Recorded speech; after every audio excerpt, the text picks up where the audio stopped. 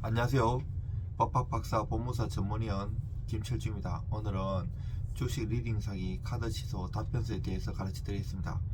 우리가 이제 리딩 방이 많이 있는데 코인 리딩 방, 주식 리딩 방부터 굉장히 많아요. 이게 사기하고 관련될 수가 있는데 우리가 이제 주식 같은 경우는 저도 한 주식을 한 30년 했지만 그 자기가 공부해 갖고 해야지. 국내 주식이든 미국 주식이든 일본 주식이든 해외 주식을 자기 공부해도 어려워요. 자기가 그 회사의 확신을 가지고 금액이 커지면 심리가 작용하기 때문에 남 말만 들어갖고는 심리에서 지기 때문에 잃을 수가 있고요. 또 사기에 연루될 수도 있고, 사기가 아니라도 개미들은 이 단합이 안 되기 때문에 돈 벌기가 쉽지 않은 구조예요.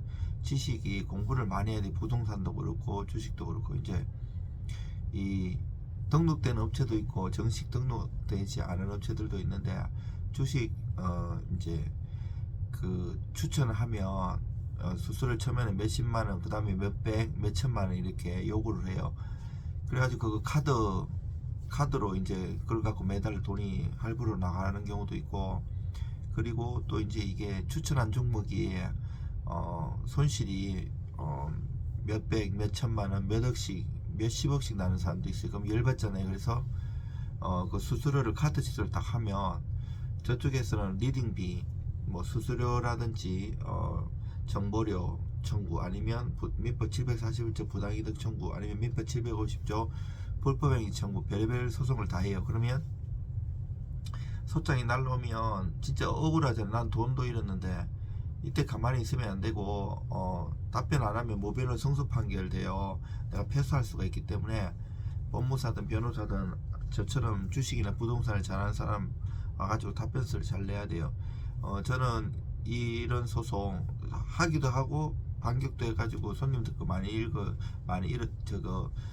이겨줘 드렸어요. 제 블로그나 유튜브 그리고 페이스북 이런데, 인스타그램 보면 손님들이 고맙다고 송수해줘서 그런 거 많이 올렸어요. 수년 동안. 이게 소장이 오면 거기에 대해서 사실관계도 조목조목 반박해야 되고, 법리적으로도 반박을 해야 돼. 판례와 법을 가지고 소명칭이나 내용에 따라 달라요. 만약 얘들이 부당이득 741조로 소송이 들어오면 그 핵심 쟁점은 부당이득이 있어야 되는데, 나는 부당이득이 없다는 걸 잘 깨줘 가지고, 또 검감원 고시부터 해서 우리나라 판례, 예규 이런 것도 많이 찾아갖고 법조문을 한 수십 개 있잖아요. 방문 판매법 위반이라든지 통신비 뭐 많이 공격도 해야 되고, 거기서 이제 조목조목 반박하면 저기서 치하하는 경우도 있고요. 계속 싸우는 경우도 있는데, 치하하더라도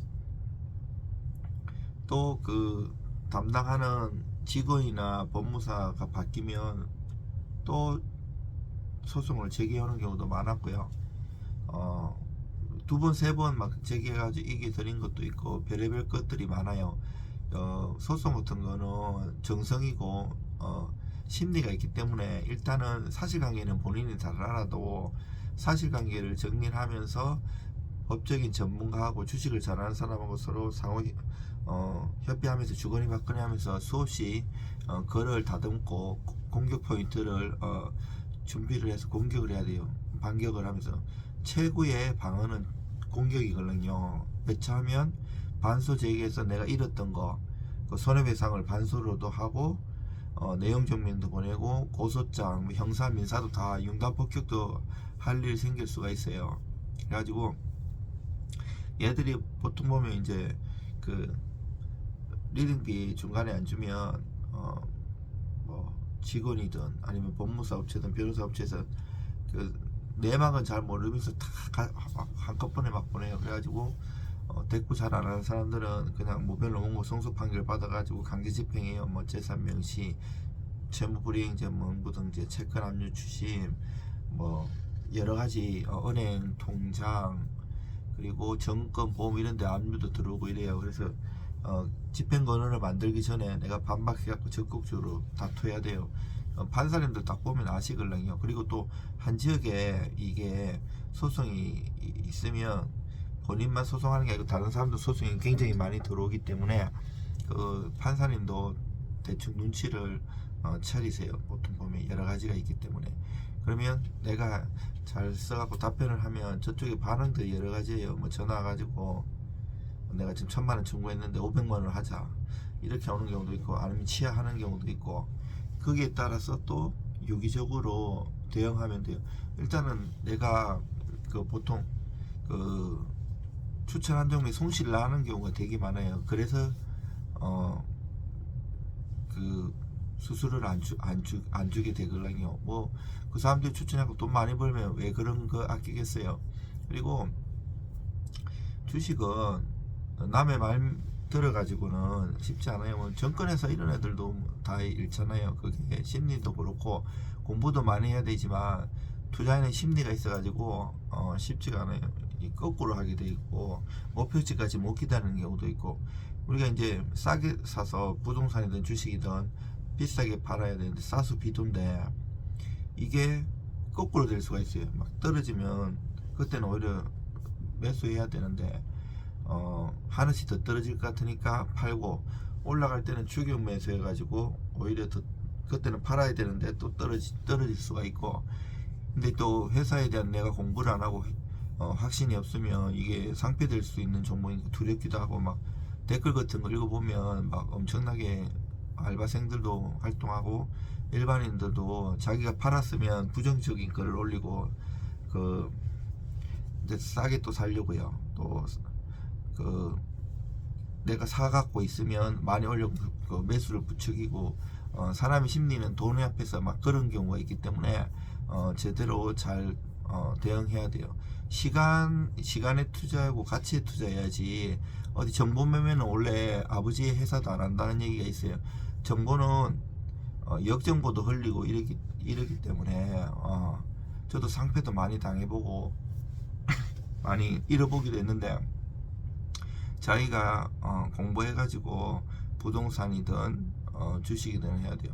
그래야지 내가 그 소기의 목표를 달성할 수 있어요. 그리고 이게 이제 사기죄도 형법 340조에 1조에 보면, 제가 박사학위를 형법 형사법으로 박사학위를 받았는데 서울시에서 이 사기죄도 340조에 보면 도이치 슈프라의 독일어로 타츠 베스탄테, 이게 이제 구성요건 해당성인데 기망이 있고 그 기망을 해가지고 거짓말 해갖고 처분행위를 하고 이게 손해가 있고 이중의 고의가 있고, 이 기망도 적극적 기망, 소극적 기망, 묵시적 기망, 기망의 종류도 엄청나게 많아요. 이게 잘 해야 돼요. 그 고소해가지고 다 받아주는 것도 아니고, 만약에 기소 안 되면 경찰 불송치 되면 경찰 불송치 결정에 대한 이의 신청, 그리고 검찰 항고, 재정 신청, 재항고, 뭐 각가지 제도들도 있고요. 방금 이 소송에 내가 오히려 그 리딩 업체에서 소송이 들어오면 뭐 고소도 같이 할 것인지, 아니면 답변서 딱 하면 거기서 치안하고 또 준비서면 쓰면 여기서 또 준비서면 쓰고, 내가 그 종목에서 추천해가지고 그 보통 보면 잘 간직해야 돼요. 그 담당자 전화번호도 모르는 경우도 많아요. 막 카톡으로만 대화하고 다른 사람이고 거짓말할 그 영업사원들도 많거든요. 아주 몇 배 오른다는 거 이런 캡처하고 내가 그 종목 추천해가지고 이래 손실이 일어난 거 그때 정권에서 그 앱 다 보면 다 있어요. 언제 매수하고 언제 손실이 얼마하고 매매 손익이라든지 손익 추이라든지 그런 거를 증빙 자료를 잘 정리하고 일목요연하게 육하원칙으로 해야지 전문가인 법무사든 변호사든 그거를 법리적으로 잘 공격하고 방어할 수 있거든요. 뭐 소송은 정성이에요. 이 주식 리딩 소송뿐 아니라 모든 소송에서 정말 그 본인하고 그 전문가하고 혼연일체가 돼갖고 사실관계 반바 그리고 법리 반바 이런 것을 잘 해줘야만 이길 수가 있어요. 대충 해갖고는 안 되고요. 또 전문가 중에도 불성실하면 사실관계를 제대로 파악을 못하는 경우도 있어요.